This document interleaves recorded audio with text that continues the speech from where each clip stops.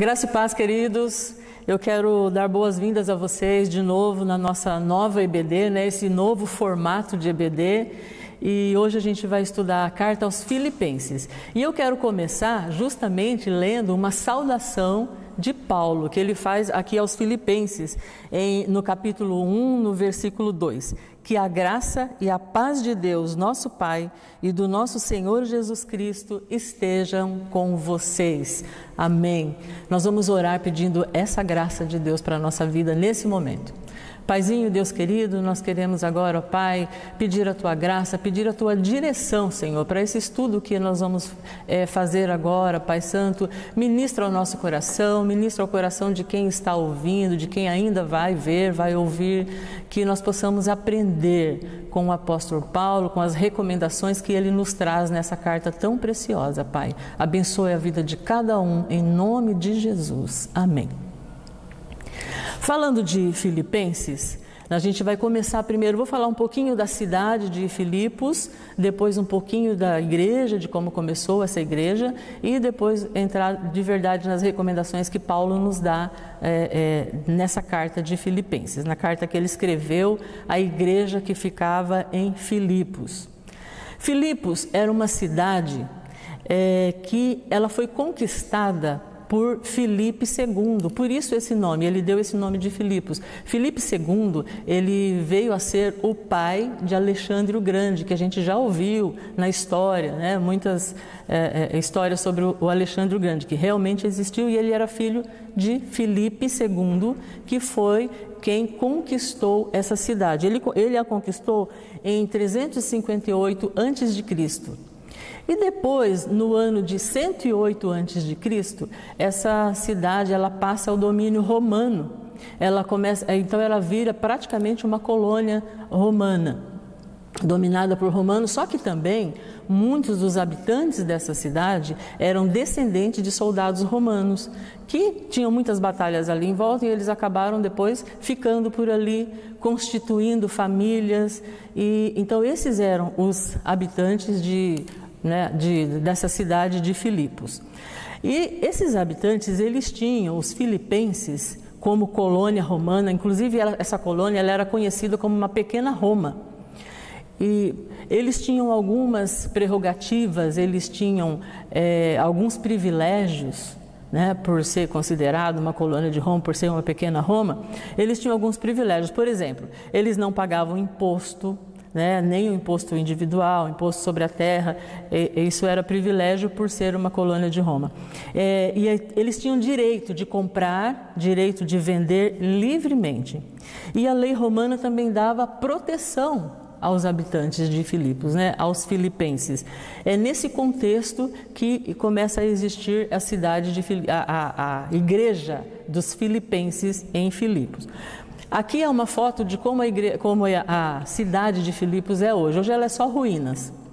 Tem outro fato muito interessante dessa cidade, é que ela ficava justamente entre a Ásia e a Europa.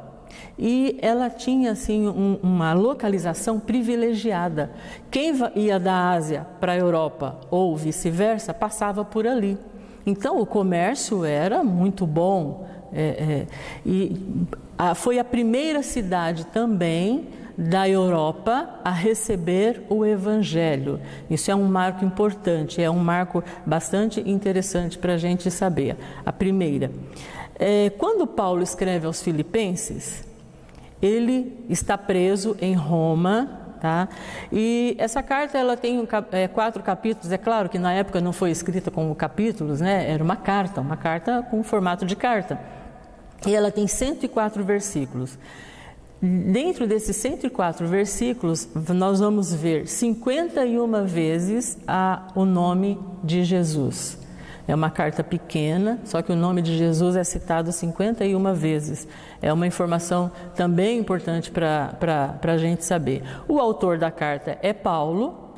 A data com que ele escreve é aproximadamente 61 depois de Cristo, ou seja, 61 anos depois da morte de Jesus é que Paulo escreve essa carta. Está na prisão em Roma, o destino é a igreja de Filipos, como nós já falamos, e o versículo-chave dessa carta poderia ser o Filipenses 4:4, que diz assim: alegrem-se no Senhor, novamente direi, alegrem-se.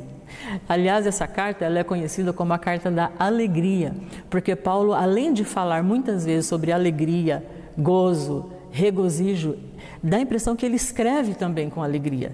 Ele expressa isso na escrita dele, na forma como ele está escrevendo. Eu penso que ele tinha um amor especial pelos filipenses, talvez diferente das outras igrejas. Isso é eu que estou pensando aqui, coisa da minha cabeça, né?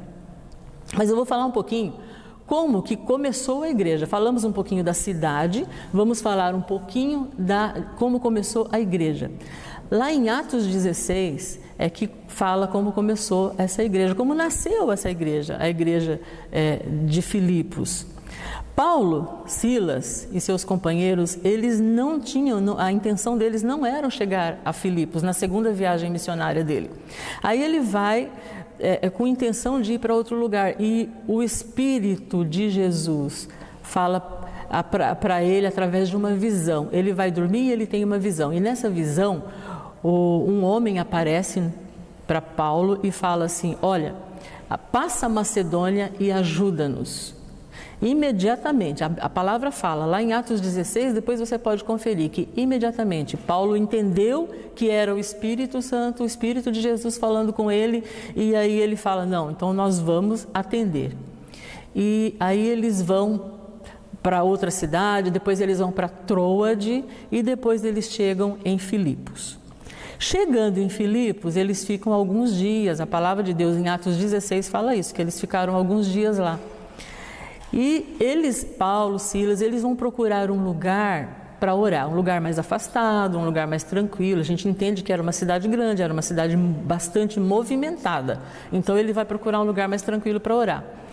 E o único lugar que ele vê possibilidade, eles veem, é na beira do rio. Eles vão orar na beira do rio e lá encontram um grupo de mulheres. E eles começam a falar de Jesus para essas mulheres. Dentre essas mulheres, tem uma mulher chamada Lídia. Essa mulher, Lídia, ela era uma grande comerciante. A gente entende pela história que era uma mulher de posses, era uma mulher rica, porque ela vendia púrpura, e púrpura era um tecido que só usavam os nobres, porque era muito caro.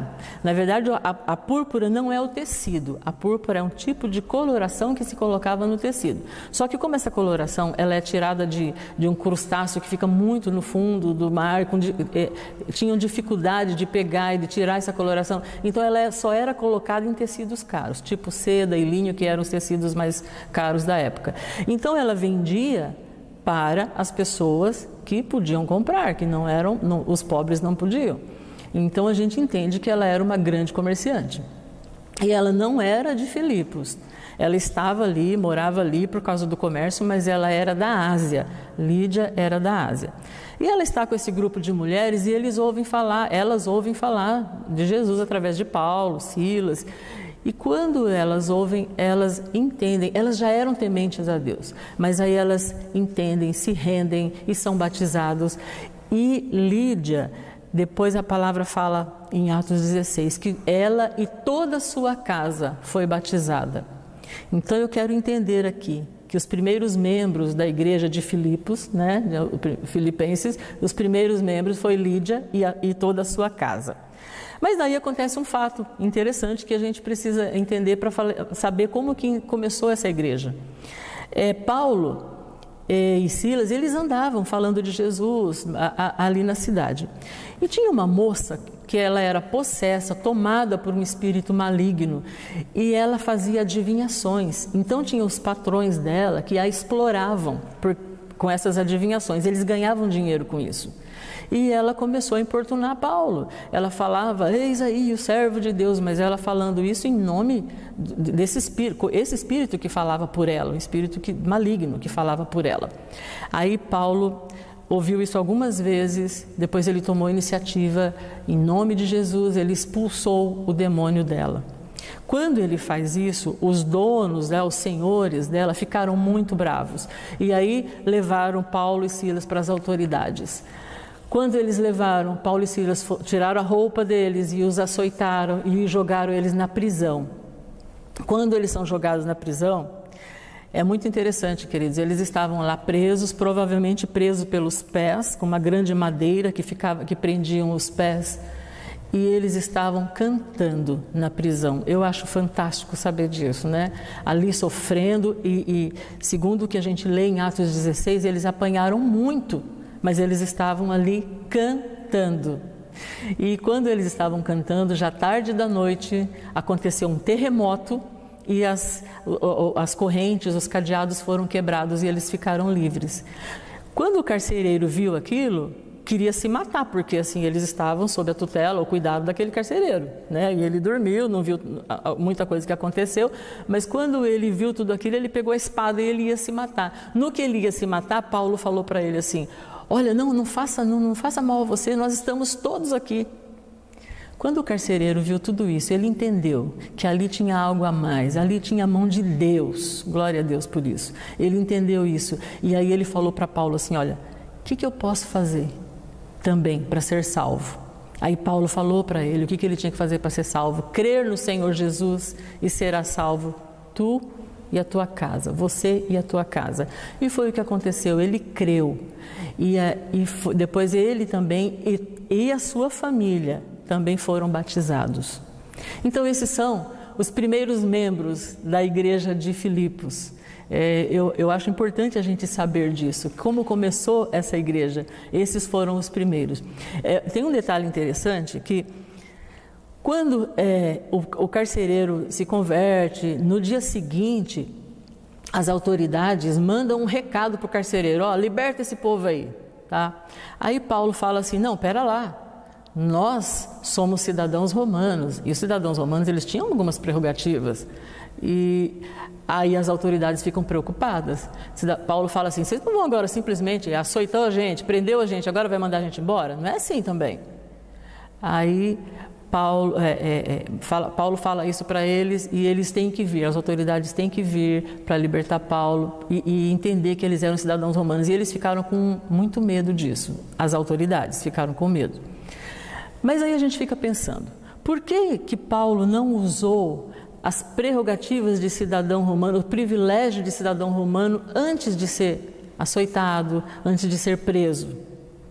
O que eu entendo é que eles estavam sempre sendo guiados pelo Espírito Santo. E ele obedeceu, ele entendeu, não sei se ele entendeu, mas ele foi guiado pelo Espírito. Porque se ele tivesse usado isso antes, o carcereiro e a sua família não teriam se convertido. E eu entendi que ali era um plano de Deus. Quando eu e você somos guiados pelo Espírito Santo, às vezes o Espírito Santo leva a gente a fazer coisas que a gente não entende, mas depois a gente fica sabendo o porquê. E é muito interessante ver Paulo, Silas e os seus companheiros sendo dirigidos, guiados pelo Espírito Santo de Deus. Essa lição para mim é maravilhosa, entender essa parte também.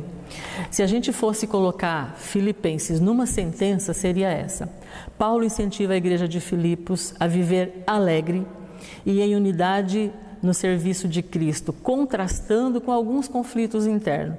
Eles tinham conflitos também, mas Paulo mesmo assim fala: alegrai-vos, regozijai-vos. E os temas que nós vamos entrar agora, que eles tratam, que Paulo trata com eles, é alegria, paz, ansiedade, pessoas, relacionamentos e ética. São os assuntos tratados nessa carta que Paulo escreve para a igreja de Filipos. Quem escreve essa carta? No começo da carta, aqui no primeiro versículo, Paulo fala assim: Paulo e Timóteo, servos de Jesus Cristo. Então a gente entende que é Paulo e Timóteo que estão escrevendo, que Timóteo está ali junto, talvez redigindo, né? Alguns dizem que Paulo não redigia, que eram outros que redigiam, ele ditava, tal, talvez fosse, né? A palavra não é clara sobre isso, então a gente diz talvez. Aí ele começa com a saudação, que nós falamos agora, sobre a graça e a paz. Eu gosto muito na nossa igreja que a gente se cumprimenta com graça e paz. Eu gosto, é a saudação bíblica, é a saudação de Paulo. Eu chegar aqui na igreja e desejar para o meu irmão, para a minha irmã, a graça e a paz de Jesus. Acho muito bom. Aí Paulo também vai falar da saudade que ele tinha desses irmãos. É interessante, eu acho que nessa carta Paulo ele expressa, ele se sente mais à vontade com essa igreja, dá impressão, aliás, das cartas de Paulo é a que eu mais li na minha vida, e eu gosto que ele parece que ele abre mais o coração, que ele é mais humano, ele é mais ele mesmo, ele é mais Paulo ali talvez. Então ele fala da saudade, no versículo 8, e no versículo 9, ele fala assim, ele fala que eu quero que o amor de vocês aumente mais. Eu entendo que aqui ele está falando do amor que eles tinham a Jesus, e está falando do amor entre os irmãos, que é uma carta que ele vai tratar também da unidade, da comunhão. E eu creio que esse desejo é para nós também, que o nosso amor por Jesus aumente. Sabe, você conheceu a Jesus, é importante trabalhar, deixar que se aproximar de Jesus, desenvolver intimidade com Ele, para que o amor que você tem por Ele aumente. O amor dele já é do tamanho imensurável, não tem como medir, não vai aumentar, mas o nosso amor por Ele, é isso que Paulo está falando aqui, que o amor que você tem por Jesus aumente, que o amor que você tem pelos irmãos aumente, e é o que eu desejo para você, sabe? É o que eu quero para mim e é o que eu desejo para você. E depois ele começa falando assim, ele vai dar aqui um relatório de como ele está. Ele fala, olha, eu estou preso, agora ele está preso em Roma, é outra prisão. Quando ele escreve essa carta, ele está preso em Roma, mas é uma prisão domiciliar. E então, lá nessa prisão domiciliar, ele pode receber visitas e tal, tem coisas que pode, que não pode, mas uma das coisas que eu sei que ele podia é receber visitas, e os irmãos o visitavam ali, e eram muito abençoados. E ele dá um relatório de como ele está, ele fala, eu continuo sofrendo por Cristo, eu continuo tendo dores por servir a Cristo. Mas ele fala um negócio importante aqui, ó, ele fala assim, no versículo 21, tá? Porque para mim o viver é Cristo e o morrer é lucro.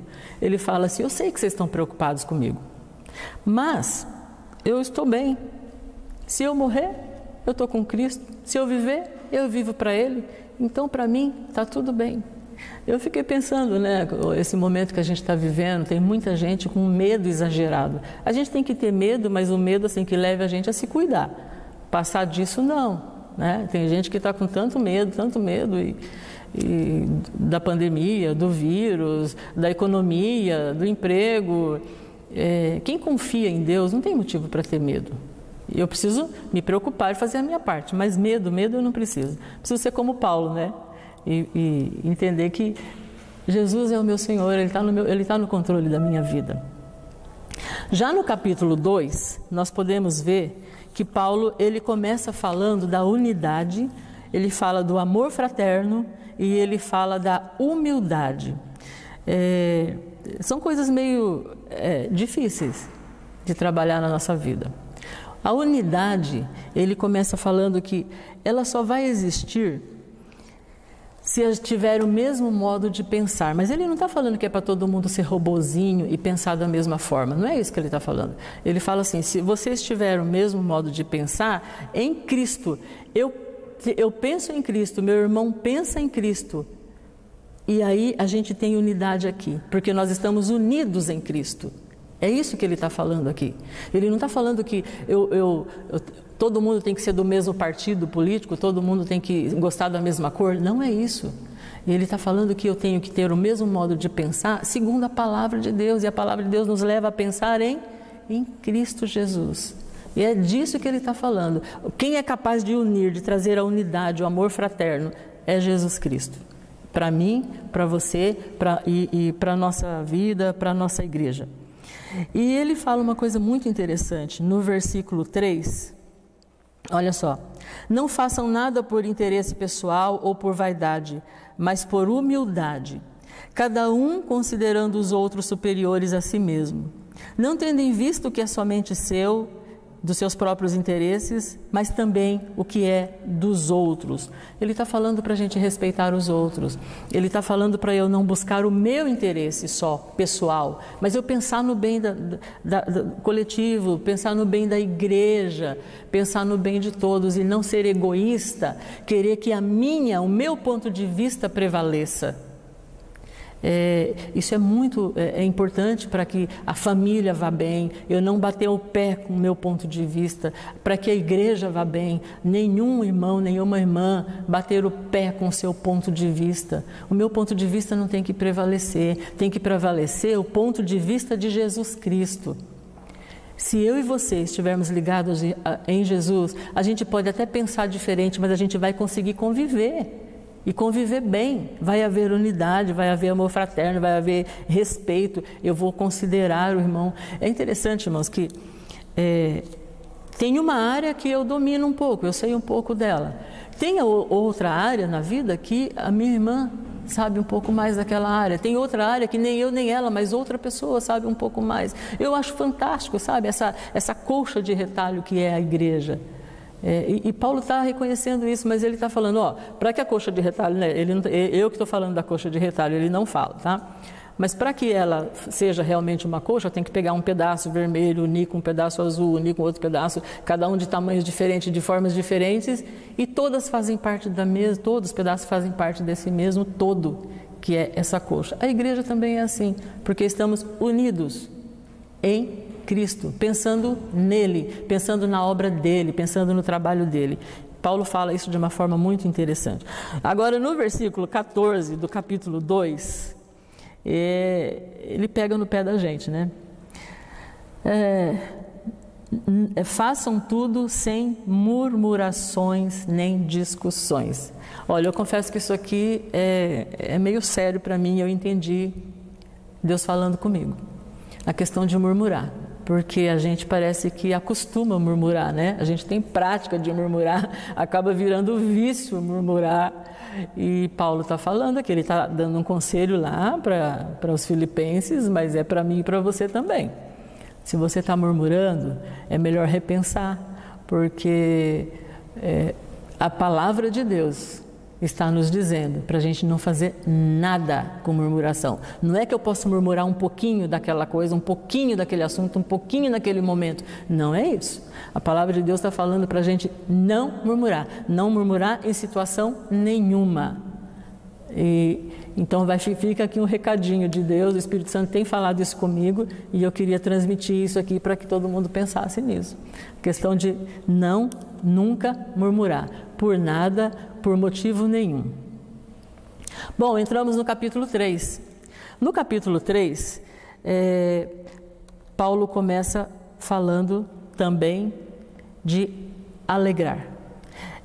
A palavra alegria e os seus sinônimos aparecem, acho que 17 vezes aqui, 16 vezes nessa carta. É uma carta pequena, então ele está sempre falando, alegrem-se, regozijem-se.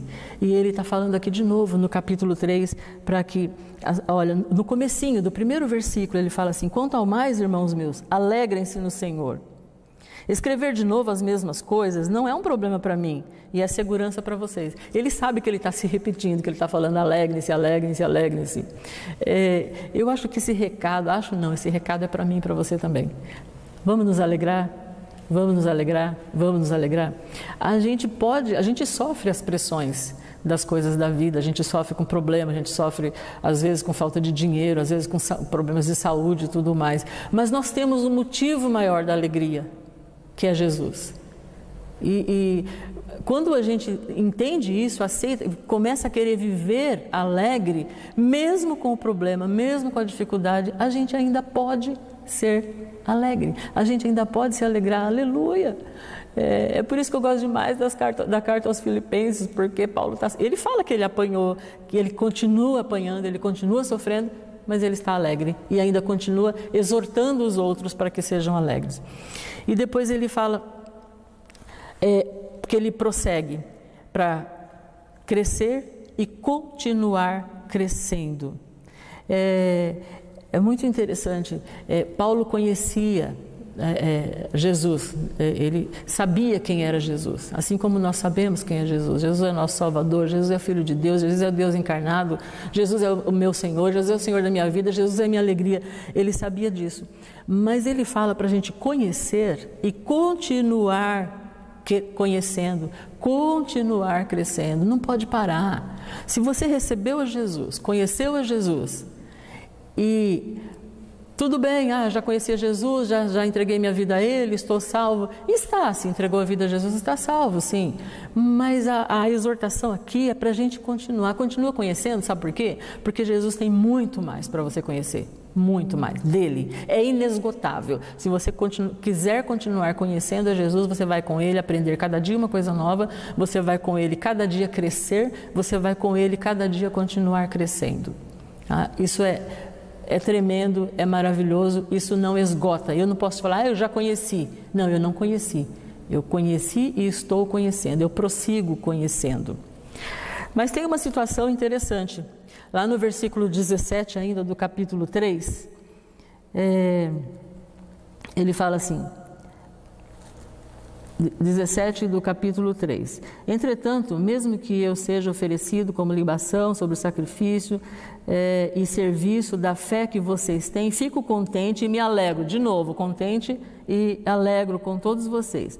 Assim também vocês, pela mesma razão, fiquem contentes e se alegrem comigo.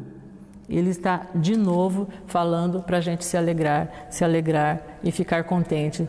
E eu estou repetindo isso porque ele repete e depois ele fala assim, eu não me canso de repetir isso não, tá? Então eu também não vou me cansar de repetir isso não. Fica contente e se alegre. E depois, estava acontecendo algo lá naquela igreja, que assim, vinham alguns líderes de outros lugares, de outras igrejas, e ficavam tentando implantar algumas religiosidades, alguns rituais, principalmente rituais judaicos. Essa igreja ela não tinha formação judaica, não tinha judeus ali quase. Então é uma igreja que não aprendeu aqueles costumes judaicos. E vinham alguns irmãos que queriam colocar isso sobre eles. E ficavam assim fazendo belos discursos, tentando persuadir os filipenses a seguir. Aí Paulo fala assim, pera lá, agora vocês vão ficar imitando aí as pessoas? Se é para imitar alguém, então imitem a mim, porque eu estou imitando a Cristo. É por isso que ele fala, sede meus imitadores, como eu sou de Cristo. É isso que ele está falando. Então se é para imitar pessoas, imitem a mim, porque eu estou imitando a Cristo. E hoje a gente vive numa época, acho que isso sempre existiu, né? De tantas pessoas que imitam outros, imitam o popstar, imitam o artista das músicas, né, os cantores, imitam o galã da novela, imitam o protagonista da série, imitam na fala, imitam na roupa, e não é isso. Paulo está falando, imita a mim, que eu estou imitando a Cristo. Tá? E se é para imitar, faça esse tipo de imitação. Ele fala, irmãos, sejam meus imitadores e observem os que vivem segundo o exemplo do que temos dado a vocês, ou seja, do evangelho genuíno, né? Esse era o exemplo. Agora, o capítulo 4 é muito legal, eu gosto que ele fala de novo, assim, ele começa falando outra vez aqui, ó. Vocês são a minha alegria e a minha coroa. Ele está falando, de novo, assim, ele faz, ao longo dessa carta, ele faz várias vezes declarações de amor para essa igreja, para esses irmãos. Ele está sempre fazendo uma declaração de amor. E tinha muitas razões para isso, sabe? Porque essa igreja ela era muito liberal em contribuir. Essa igreja mandava ofertas para ele em outros lugares, mandava quando ele estava preso, mandava quando ele estava fazendo outras viagens. Nesse contexto aqui, a igreja tirou uma grande oferta e mandou Epafrodito levar para Paulo lá na prisão, na prisão domiciliar, e falou para ele ficar uns dias lá para ajudar Paulo. Pensou, eles vão precisar de ajuda, então a igreja mandou. E ele fala, em alguns outros textos, outros versículos aqui, ele está elogiando esse ato da igreja. Ele está sempre falando, olha, façam isso, porque vocês estão fazendo muito bem. Eu não preciso de nada, ele falou. Eu não preciso, eu sei viver com muito, sei viver com pouco, mas vocês fazem bem em contribuir, vocês fazem bem em ofertar. A gente pode tirar uma grande lição daqui, né? A gente faz bem em ofertar. Paulo está elogiando essa igreja, que esse elogio seja para mim e para você também. Aí depois ele fala de novo no versículo 4 do capítulo 4 também, alegrem-se sempre no Senhor, outra vez vos digo, alegrem-se. E aí a gente vai para o versículo 6, que é um versículo maravilhoso. Não fiquem preocupados com coisa alguma, mas em tudo sejam conhecidos diante de Deus os pedidos de vocês, pela oração, pela súplica e com ações de graças. E a paz de Deus, que excede todo entendimento, guardará o coração de vocês em Cristo Jesus. Amém. Paulo aqui, ele está falando que a gente não precisa ficar ansioso. Ele está falando que você não precisa ficar preocupado. Mas não é simplesmente não ficar. Tem uma receita para não ficar. Qual é a receita? 3 coisas, 3 passos. Ele fala da oração, da súplica e da ação de graças, ou ações de graças. É claro que ele fala para orar, levar tudo que a gente está sentindo, tudo que está nos preocupando para Jesus, na nossa oração. E depois ele fala da súplica. O que é a súplica? A súplica não é uma oração normal, que nem essa oração, talvez, do dia a dia, que a maioria faz. A súplica é uma oração em que você abre o teu coração. Tipo assim, corta, rasga o coração e pede para Deus ver lá dentro. Essa é a súplica. Falar daquilo que está te incomodando, daquilo que está te preocupando, mas falar claramente, abrir o coração para Deus, como seu melhor amigo, como aquela pessoa que está ali muito pertinho de você, e Ele está ali para ouvir. Então, para tratar a ansiedade, oração, súplica e ação de graças. Essa parte muita gente esquece. O que é a ação de graças? É uma atitude que demonstre gratidão. Irmãos, eu entendo disso. A gratidão, ela é terapêutica. A gratidão, ela cura. Uma pessoa que é grata, ela dificilmente vai adoecer. E quando a pessoa está doente e começa a praticar a gratidão, aquilo melhora até a questão hormonal. E ela vai melhorar. A Bíblia tem muita razão em falar, colocar a gratidão nesse contexto aqui, da ansiedade. Oração, súplica e ação de graças. Não esqueça isso, porque isso aqui é tremendo, isso aqui é maravilhoso. Aí ele fala assim, se você fizer isso, a oração, a súplica e a ação de graça, você está ansioso, você faz isso. O que vai acontecer? Você vai ser invadido por uma paz, só que é uma paz que as pessoas de fora vão olhar e vão falar assim, como pode? Como pode? No meio dessa pandemia, morrendo mais de 1000 pessoas por dia, essa pessoa ter paz? Essa paz. A paz que excede todo entendimento é justamente a paz que as pessoas aí fora não entendem. E não entendem, por quê? Porque ela não é uma paz do mundo, ela é uma paz que vem do Senhor, ela é uma paz que vem... o Espírito Santo vai ministrando essa paz, tipo, sabe, um bálsamo que cai assim na gente. E fica aqui uma recomendação, né, de Paulo, mas é uma recomendação do Senhor para mim e para você, tratarmos a ansiedade com esses três remédios maravilhosos, né? A oração, a súplica e a ação de graça. E aí o resultado vai ser o quê? Aquela paz. Uma paz. Depois ele fala do modo de pensar, que a gente tem que pensar nas coisas do alto, a gente tem que pensar nas coisas que nos alinham com Cristo, nos levam a Cristo. E depois ele fala assim, ele vai agradecer a oferta. E ele vai mandar Epafrodito de volta para Filipos, né, para a igreja dos Filipenses, e ele vai mandar Epafrodito levando essa carta.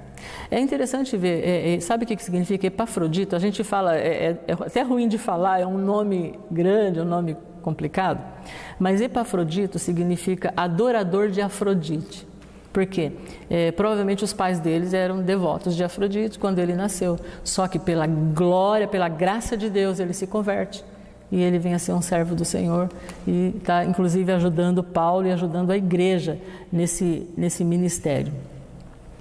Bom, ele agradece as ofertas, ele manda de volta, vai mandar de volta Epafrodito, mas tem um versículo aqui muito importante que a gente não pode deixar de falar, é o capítulo 4 e o versículo 13. Esse versículo é um versículo muito falado, muito conhecido.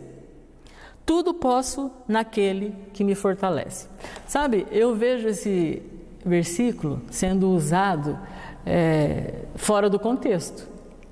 Porque se você ler os versículos anteriores aqui, o que Paulo está falando? Ele não está falando que ele pode tudo e qualquer coisa, e não é isso aqui, não é um mantra para resolver problema, não é isso. Mas ele está falando assim, ó, vocês mandaram oferta, muito bem, eu agradeço, mas olha, eu sei ter muito e eu sei ter muito pouco. Eu sei viver como rico e eu sei viver como pobre. Eu sei o que é ter abundância e eu sei o que é passar necessidade. Tudo posso naquele que me fortalece. É isso que ele está falando. Eu posso ter muito, eu posso ter pouco. Eu tudo posso naquele que me fortalece. Esse é o contexto desse texto, esse é o contexto desse versículo. Tá? E às vezes a gente usa de uma forma aplicada num contexto bem diferente, né? E aí ele começa a finalizar essa carta e ele vai falar de novo da gratidão e da alegria. Se a gente fosse resumir essa carta, embora ela é conhecida como a carta da alegria, mas eu queria deixar aqui, frisar para você, né, eu não sei que hora você vai assistir isso, de manhã, de tarde ou de noite, mas que você pensasse na questão da alegria e na questão da gratidão. Nessa carta, Paulo expressa muita gratidão. A igreja de Filipos expressa muita gratidão para Paulo também.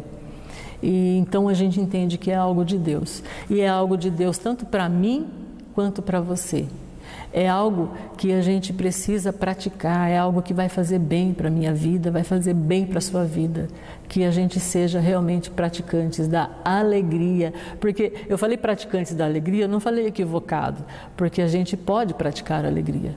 E eu sei que eu tenho a alegria, porque eu tenho Jesus que é a minha alegria. Eu posso viver feliz em meio a uma pandemia, eu posso viver feliz em qualquer circunstância, em qualquer situação, eu posso tudo naquele que me fortalece. E a gratidão, a gente pode deixar aqui também como uma recomendação da palavra de Deus, praticar a gratidão. Muita gente esquece disso, são poucas as mensagens que a gente ouve sobre gratidão.